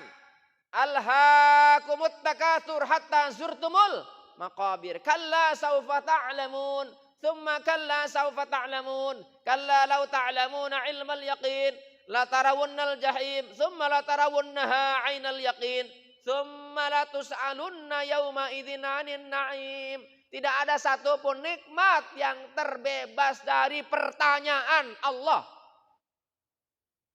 Makanya lihat terjemahnya tuh. Bermegah-megah telah melalaikan kamu. Ya, sampai kamu masuk ke dalam kubur. Selesai itu kalau kemudian mulut sudah ditutup oleh tanah, disumpal oleh tanah. Maka banyak orang yang bermegah-megah lalai, Pak. Begitu maghrib orang lain udah mandi, dia masih mandiin mobil. Badannya aja belum dimandiin. Baru pulang kerja. Kenapa? Mobilnya habis dihujanin. Ya, sayang mobil sport ini. Harganya berapa? 5 miliar. Spionnya aja 1 miliar. Ya kan? Begitu jalan ketar-ketir, Pak. Macet, diserempet sama motor. Begitu enggak nempel aja, itu orang ditonjok, Pak. Kejadian enggak kayak begitu? Ada, Pak. Oh, apalagi? Oh, dia pejabat, punya pistol, Pak. Wah, itu orang yang nyerempetnya pada enggak kena, ditodong, Pak. Ah, ini ngelawan juga. Oh, enggak kena. Apaan lu? Bikin gua kesel, tembak, Pak. Coba. Dia buat lalai, Pak. Oh, ini apa? Jalan jadi macet, bodoh amat macet. Jadi bikin susah banyak orang. Ya kan? Pakai mobil sport tuh nggak enak, Pak, di Jakarta. Kalau mau di hutan. Ya kan? Oh, itu mau ngebut-ngebut sendiri nggak apa-apa. Ya kalau di Jakarta nggak bisa, Pak. Mobil sport tuh harus kenceng. Ya. Sekali-kali tidak, kelak kamu akan mengetahui akibat perbuatanmu. Kemudian sekali-kali tidak, kelak kamu akan mengetahui. Sekali-kali tidak, sekiranya kamu mengetahui dengan pasti, niscaya kamu benar-benar akan melihat neraka jahim. Oh, ada orang. Biarlah kami hidup dalam keberagaman walaupun dalam neraka. Ada kan kalimat tuh kawas begitu. Ya. Daripada kami bercerai-berai di surga. Mana ada surga bercerai-berai? Ya kan? Kebinekaan. Itu kan ada yang ngaco itu, Pak, kayak gitu. Sekarang itu udah kacau-kacau, Pak, begitu. Ya. Kemudian kamu benar-benar akan melihatnya dengan mata kepala sendiri itu neraka itu, Pak. Kemudian kamu benar-benar akan ditanya pada hari itu tentang kenikmatan yang megah di dunia itu. Makanya jamaah yang dimuliakan Allah Subhanahu wa taala, hati-hati, Pak, dengan dunia, Pak. Ya. Kenapa? Karena jamaah yang dimuliakan Allah Subhanahu wa taala, dunia ini ya, jangan sampai terjebak. Makanya di dalam Al-Quran surat Hud ayat 15 Allah menyampaikan cirinya pencinta dunia. Man kana yuridul hayatad dunya wa zinataha nuwafi ilaihim a'malahum fiha wa hum la yabkhasun. Orang-orang pencinta dunia ini dia akan mengerahkan segenap potensi yang Allah berikan hanya untuk dunia. Bahkan agamanya pun dia pergunakan untuk mendapatkan dunia. Maka lihat, dia kumpulkan tuh harta sebanyak-banyaknya. Tapi di ayat ke-16, ulaikal ladzina laisa lahum fil akhirati ilan nar wa habita ma sana'u fiha wa batilu ma kanu ya'malun. Di akhirat itu dibatalkan tuh. Ditolak semua apa yang sudah dia kumpulkan itu. Balasannya apa? Kecuali neraka jahanam. Ya. Sebab itulah jamaah yang dimuliakan Allah Subhanahu wa taala, hati-hati dengan dunia ya. Maka kita bukan berarti kita mengabaikan dunia, tapi jadikan dunia majra'atul akhirah. Demikianlah yang dapat saya sampaikan. Kalau ada yang mau ditanyakan mudah-mudahan saya bisa jawab. Kalau nggak bisa jawab mohon maaf karena keterbatasan. Terima kasih. Assalamualaikum warahmatullahi wabarakatuh. Waalaikumsalam warahmatullahi wabarakatuh. Baik, demikian jamaah Masjid Al-Hikmah. Barangkali ada yang mau bertanya, mungkin kita berikan kesempatan 2 penanya terlebih dahulu. Silakan, mungkin jamaah bapak-bapak atau ibu-ibu atau santri juga boleh. Kelihatannya sudah paham semua, Ustaz. Oh, ada. Tadinya kita nggak ada yang nanya, kirain.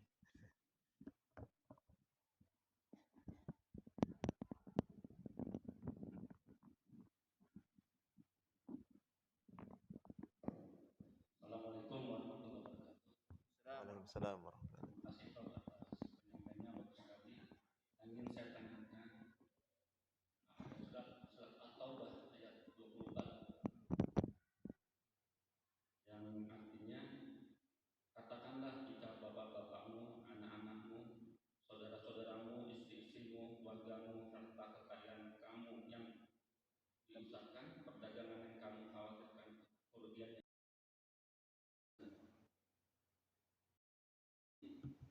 kaitannya dengan perkara dunia menurut saya kebetulan jasmani. Ini gimana Ustaz untuk menyikapinya? Terima kasih. Kan yang namanya kebutuhan itu ada namanya basic need, ada yang namanya kebutuhan tambahan.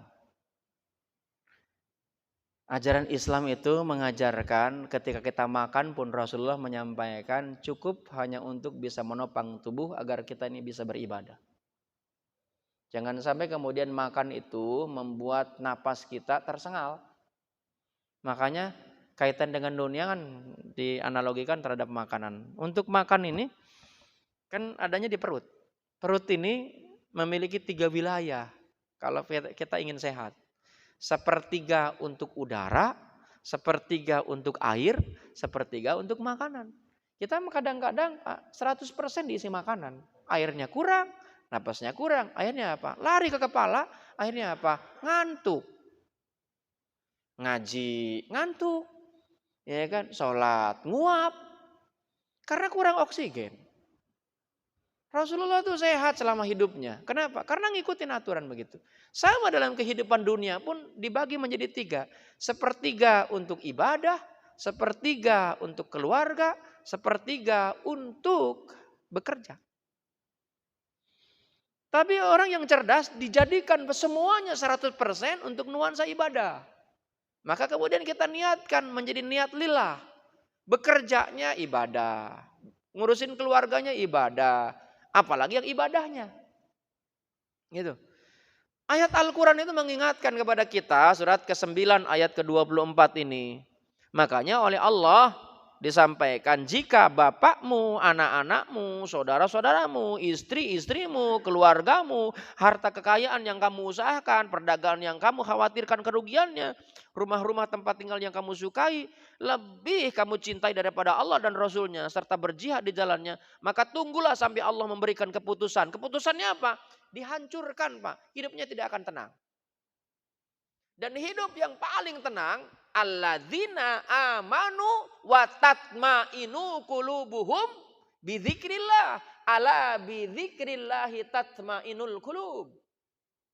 Yang membuat hati tenang itu bukan materi, bukan anak, bukan istri, bukan suami, bukan harta kekayaan, bukan ilmu. Tapi yang membuat tenang itu Allah. Maka punya ilmu kita sandarkan kepada Allah. Punya harta kita sandarkan kepada Allah. Punya kekayaan kita sandarkan kepada Allah. Punya jabatan kita sandarkan kepada Allah. Punya kehidupan kita sandarkan kepada Allah. Maka kalau kita bersandar sama Allah, maka hidup menjadi tenang. Apa yang disampaikan oleh Allah? Wala khaufun walahum yahzanun. Maka tidak ada kekhawatiran. Walaupun COVID terus menyerang seumur hidupnya, dia tidak membuat menjadi galau, Pak. Kenapa? Karena bagi orang yang beriman itu ajabani. Ajaib orang yang beriman. Ketika dikasih musibah, dia bersabar. Ketika dia dikasih nikmat, dia bersyukur. Dua-duanya baik. Coba, mana yang gak baik? Dikasih sakit, dia mah thank you Allah. Dikasih sakit, orang yang pencinta dunia dikasih sakit, wah udah kiamat sebelum saatnya. Dikasih bisnis rugi. Bagi orang beriman, dia bersyukur kepada Allah. Alhamdulillah tidak membuat lalai. Ya kan? Jadi harusnya Allah yang menjadi tujuan. Allah lagi. Terus-terusnya Allah. Bukan yang lain. Nah caranya supaya menjadikan Allah, maka zikir. Zikran katsira bukrata wa asila. Kita harus ingat sama Allah. Sambil duduk, sambil berdiri, sambil surat Al-Imran ayat 190. Ya. Alladzina yadhkuruna Allah qiyaman wa qu'udan wa ala junubihim wa yatafakkaruna fi khalqis samawati wal ard dan seterusnya. Jadi kita ingat sama Allah, termasuk ciptaannya, termasuk yang lainnya. Maka kalau kita kemudian melalaikan yang lain, dijamin oleh Allah dilalaikan. Dan akhirnya apa? Hidupnya menjadi stres. Kira-kira begitu Pak. Mudah-mudahan nyambung. Ada lagi yang lain? Oh, silakan Pak.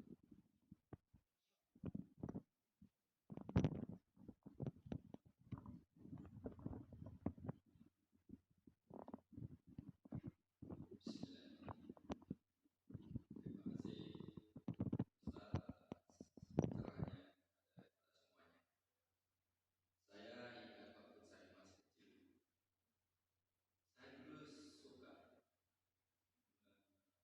melihat film silat masih kecil.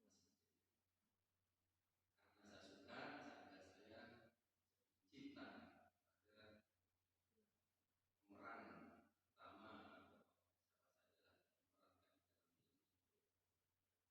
siapa saja lah yang memerankan dalam film itu. Sehingga kalau saya keluar dari film itu, saya rasanya seperti seorang jagoan. Pakaian saya meniru-niru. Dia tingkah lakunya juga saya meniru-niru. Dulu itu yang saya gunakan itu katakanlah seperti muslim. Sehingga kita itu tidak bilang itu namanya seperti pegang-pegang hidung aja seperti bilangnya muslim. Berarti sekarang punya ini apa namanya stick itu ya? Ada juga teman saya, dia suka film India, Ustaz. Film India. Kalau keluar dari gedung film itu, dia langsung harus seperti Muter aja nggak boleh lihat tiang ya? dia disenggol sedikit aja langsung joget dia. Wah, Saking dia cintanya kepada yang dia idolakan. Tadi Ustaz mengatakan bahwa kalau kita menerima iman itu, kita harus mencintai Allah, mencintai Rasul. Dan dengan kita mencintai yang lain. Ada kelompok-kelompok itu yang dia mungkin merasa bahwa dia itu sangat mencintai Allah, sangat mencintai Rasul. Tapi dia tingkah lakunya tidak seperti Rasulullah gitu kan. Padahal itu kan orang yang harus dia cintai. Justru dia kalau ada orang berdakwah dia salah. Ada orang mengaji dia salah. Bahkan ada orang mau menghafal Al-Quran aja dia salah. Padahal dia belum tahu apa yang dilakukan, apa niatnya orang itu. Jadi dia selalu menyalah-nyalahkan. Yang saya tanyakan dan Ustaz itu, bagaimana dakwahnya Rasul? Bagaimana amalan-amalan Rasulullah? Apakah Rasulullah itu juga seperti itu? Kalau dia mencintai seorang itu, kalau dia mengaku mencintai Rasul, mencintai Allah itu, dia berkelakuan seperti itu. Itu yang saya tanyakan. Ya, terima kasih. jadi kalau ada orang yang kemudian orang yang mengatakan bahwa dirinya cinta kepada Rasulullah, tapi dia tidak mencerminkan orang yang seperti orang yang cinta Rasulullah, maka dia hanya sekedar belajar baru sampai pada tataran logika, Pak. Ilmu itu kan harus diturunkan sampai ke hati. Internalisasi itu wilayahnya bukan di logika, Pak, tapi masuk kepada dimensi alam bawah sadar. Saya ngajar tentang corporate culture. Banyak perusahaan-perusahaan atau lembaga itu memiliki yang namanya core value. Nilai-nilai yang kemudian dibuat. Seperti saat ini BUMN punya core value namanya akhlak. Tapi banyak ya orang-orang BUMN yang tidak berakhlak. Ya, kenapa? Karena dia hanya sebuah jargon. Dia mengaku seperti orang yang berakhlak, tapi perilakunya nggak berakhlak. Gitu. Ini mumpung live streaming. Karena dia hanya sekedar pada dimensi logika, belum diturunkan. Orang yang nonton film tadi ilustrasi yang luar biasa. Ketika seseorang nonton film kemudian seolah-olah dirinya menjadi pelakon itu, dia sudah terinternalisasi.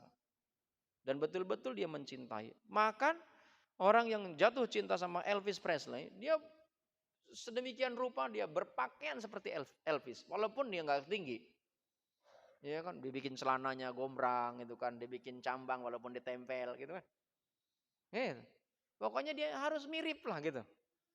Dia cinta kepada Bruce Lee. Oh, dia bawa apa namanya yang pakai ada kayu itu namanya double stick. Oh, double stick. Pakaiannya pakai training yang atas bawah, kan? Bruce Lee kan begitu kan? Gayanya begitu. Mau sholat pun masih gaya kayak Bruce Lee. Mau sholat itu. Untung Bapak udah insaf, jadi nggak pakai ngikutin Bruce Lee lagi ya. Sekarang udah bersorban ya. Waktu kecil. Jadi ada ibu-ibu yang pencinta India, nggak boleh lihat tiang, masuk ke masjid ada tiang, dia muter aja di tiang. Masya Allah. Nah kan India kan nggak begitu kan, dia goyang begini terus. Masya Allah. Jadi itu kalau sudah terinternalisasi itu begitu Pak. Makanya kita nih mencintai Rasulullah harusnya betul-betul terinternalisasi, dan supaya bisa terinternalisasi maka urutannya itu ada 6 Pak. Kalau yang saya coba strukturkan. Apa 6 itu? Ini memang hasil perenungan dengan membaca banyak literatur. Apa 6 urutan itu? Yang pertama adalah to know. To know itu kita harus cari tahu. Itu namanya ilmu Pak. Dimensinya adalah to know. Yang kedua adalah to learn. Kita terus belajar untuk mencari tahu itu. Yang ketiga to feel. Itu masuk ke dalam hati Pak. Dimensinya ada feeling. Kan tadi saya bilang untuk masuk kepada dimensi internalisasi. Kemudian yang ketiga to act. Lakukan. Karena dengan melakukan sekali itu belum tentu bisa membawa dampak. Tapi bagi orang yang sudah terinternalisasi dia akan melakukan terus, diulang lagi, diulang lagi, diulang lagi. Maka kemudian ketika diulang ada sebuah kalimat repetition magic power. Sebuah pengulangan itu menjadikan sebuah kekuatan di alam bawah sadar. Makanya kenapa Allah memerintahkan kita sholat diulang-ulang. Kemarin sudah zuhur kita duhur lagi sekarang. Kemarin sudah subuh, subuh lagi. Waktu yang sama kita diulang-ulang. Supaya melahirkan sebuah kekuatan. Tapi ada orang yang sholatnya sudah diulang-ulang, kok nggak membawa dampak gitu. Nah itu karena dimensi to know-nya mungkin kurang, dimensi to learn-nya kurang, dimensi to feel-nya kurang. Sehingga apa? Akhirnya ngulang-ngulangnya itu dia hanya sekedar ngulang-ngulang ya sesuai dengan pengetahuan dia. Jadi kalau ada orang yang kemudian dia mengaku dirinya cinta kepada Rasulullah, tapi kemudian menyalahkan orang untuk belajar Al-Quran, menyalahkan orang berdakwah, menyalahkan orang yang melakukan tindakan-tindakan kebaikan, itu dia hanya sekedar ngaku saja. Ya, hanya sekedar ngaku saja. Kerjaannya dia membid'ahkan orang, kerjaannya memojokkan orang, semuanya dianggap sesat, yang selamat adalah dirinya. Dia egois kayak begitu, seolah-olah dia ahli surga. Padahal Allah menyampaikan dalam ayat Al-Quran, "Fala tuzakku anfusakum huwa a'lamu bimanittaqo." Jangan pernah menganggap dan mengatakan dirimu suci, karena Allah tahu persis tentang kualitas ketakwaan kita. Nggak ada yang tahu Pak. Ya kan, nggak ada yang tahu. Jadi kita nih ibadah kita nih nggak ada yang tahu. Jadi jangan menganggap orang lain sesat, salah, jangan. Ya, nggak usah. Biasa aja lah. Jadi orang yang wisdom, jadi orang yang bijak. Dakwahnya Rasulullah itu santun Pak. Ud'u sabili rabbika bil hikmah. Dengan hikmah, bukan menuduh orang, bukan memojokkan orang, bukan mengintimidasi orang, bukan menghakimi orang. Ya. Tapi mereka itu betul-betul sejuk Pak. Ketika seorang anak muda menghampiri Rasulullah, kemudian anak muda itu berkata, "Ya Rasulullah," bukan Rasulullah, Muhammad. Langsung Muhammad aja. "Aku tertarik sama ajaranmu." Oh, ini namanya orang songong kan begitu. Anak muda ini yang preman ini, oh bagus kata Rasulullah. Kalau begitu, ya kan? Tapi jangan kau larang hobiku. Apa hobinya? Berzina. Mantap Allah. Itu hobinya berzina Pak. Kalau kita hobi mancing, ya kan hobi main bola, ini hobinya berzina Pak. Rasulullah apakah marah? Enggak. Rasulullah enggak marah. Apalagi mengatakan, neraka kamu. Enggak Pak. Enggak jadi masuk Islamnya Pak. Ya, enggak jadi. Rasulullah apa dia bilang? Ya udah. Ya. Terus dia hanya nanya Pak. Itu canggihnya Rasulullah. Hebatnya Rasulullah. Kamu punya ibu? Enggak punya. Kamu punya saudara perempuan? Punya. Gimana kalau ibumu dizinahi oleh orang laki-laki yang hobinya sama seperti kamu? Wah, dia mencak-mencak, saya bunuh tuh orang itu. Nah, satu, ya kan? Kamu punya saudara perempuan? Gimana saudara perempuan dizinahi oleh laki-laki yang sama hobinya seperti kamu? Saya bunuh orang itu. Kemudian Pak, dengan hanya pertanyaan itu, laki-laki itu berubah Pak. Itu enggak menghakimi siapapun Pak. Itu pakai hikmah. Nggak usah, wah ini sesat, ini neraka, ini nggak ada dalilnya, ini bid'ah. Kalau bid'ah dalilnya sih benar Pak. Dalilnya benar, cuman salah penempatannya. Dalilnya benar. Ya pakai dalil dan itu sahih. Tapi salah penempatannya. Disalahkan tuh orang semuanya. Seolah-olah dirinya yang paling benar. Ya.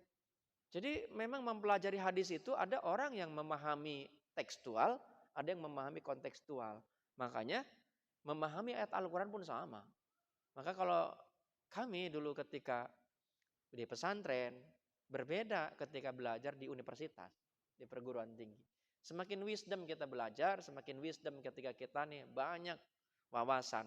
Sehingga kita tidak menyalahkan banyak pihak. Biasanya orang yang banyak menyalahkan itu orang-orang yang memang baru belajar. Rata-rata begitu. Ya kan? Tapi kalau yang pentolan-pentolan sejarang menyalahkan itu. Hanya menyampaikan saja.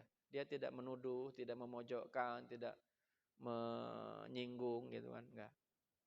Jadi kalau ditanya tentang dakwah Rasulullah itu sangat santun ya. Kira-kira begitu Pak. Mudah-mudahan manfaat dan terjawab. Ya, cukup ya. Jemaah yang dimuliakan Allah Subhanahu wa taala, mudah-mudahan Allah bimbing kita, Allah jaga kita, bukan kita menjadi orang-orang yang terjebak dengan cinta dunia. Kita hidup di dunia tapi cerdaslah kita menjadikan dunia sebagai majra'atul akhirah, menjadi tempat ladangnya untuk menuju negeri akhirat. Jangan terjebak dengan ladangnya, tapi nikmati hasilnya. Orang yang cerdas adalah orang yang menikmati hasil, bukan menikmati ladang. Ya, orang yang bodoh, dia menikmati ladang, hasilnya dibuang. Nah sebab itulah, kita ini dunia sedang berada di ladang, dan tanamlah tanaman yang baik, supaya kelak kita akan menghasilkan yang baik. Dan mudah-mudahan hasilnya dapat kita nikmati di akhirat nanti. Al-Fatihah. A'udzubillahi minasyaitonirrajim. Bismillahirrahmanirrahim. Ar-Rahmanir-Rahim. Maliki yaumiddin. Iyyaka na'budu wa iyyaka nasta'in. Shiratal ladzina an'amta 'alaihim ghairil maghdubi 'alaihim waladdallin. Astaghfirullahaladzim, astaghfirullahaladzim, astaghfirullahaladzim wa atubu ilaih. Allahumma anta rabbi la ilaha illa anta khalaqtani wa ana abduka wa ana ala ahdika wa wa'dika mastata'tu. A'udzu bika min syarri ma sana'tu wa abu laka bi ni'matika alayya wa abu bi dhanbi faghfir li fa innahu la yaghfiru dhunuba illa anta. Alhamdulillahirabbil alamin hamdan na'imin hamdas syakirin hamdan yuwafi ni'amahu wa yukafi'u mazidah. Ya rabbana lakal hamd kama yanbaghi li jalali wajhika wa 'azimi sultanik. Allahumma ja'al hadha jam'an marhuma wa tafarruqana min ba'dihi tafarruqan ma'suma. Allahumma ahsin akibatana fi umuri kulliha wa ajirna min hijid dunya wa adzabil akhirah. Allahumma rabbana taqabbal minna innaka antas samiul alim wa tub 'alaina innaka antat tawwabur rahim. Subhanakallah bihamdika asyhadu an la ilaha illa anta astaghfiruka wa atubu ilaik. Rabbana atina fid dunya hasanah wa fil akhirati hasanah wa qina adzabannar. Subhana rabbika rabbil izzati amma yasifun wa salamun alal mursalin walhamdulillahi rabbil alamin. Yang benar datangnya dari Allah, yang salah datangnya dari saya pribadi. Hadanallahu wa yakum ajmain. Assalamualaikum warahmatullahi wabarakatuh. Waalaikumsalam warahmatullahi wabarakatuh. Baik, terima kasih Ustaz. Informasikan pada jamaah bahwa setelah kajian ini bagi yang ingin tetap di masjid, kita ada silaturahim sambil santap pagi, ada di sisi selatan dan sisi utara. Demikian dari kami, mudah-mudahan apa yang kita kaji pada pagi hari ini dapat kita amalkan di kehidupan kita sehari-hari.